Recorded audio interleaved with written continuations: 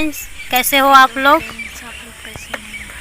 Friends, आज हम हमारी देवरानी छोटी सी कजरी गाएंगे हम लोग।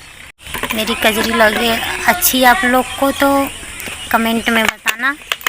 और भी गाएंगे हम लोग, देखना, बने रहना वीडियो में और ज़्यादा से ज़्यादा सपोर्ट करना, चैनल को सब्सक्राइब करना।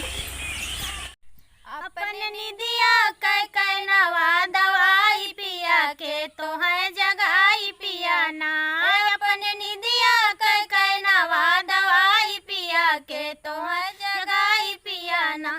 एक त गोदी में गदेला, दूसरे सासू का झमेला। एक त गोदी में गदेला, दूसरे सासू का झमेला। तीसरे रोज रोज के तो है जगाई पिया कै नवा दवाई पिया ना।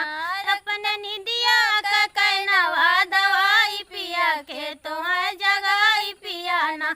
एक त गोदी में गदेला, दूसरे जेठानी का झमेला। एक त गोदी में गदेला, दूसरे जेठानी का झमेला। तीसरे रोज रोज के तो है जगाई पिया कै नवाई पिया ना।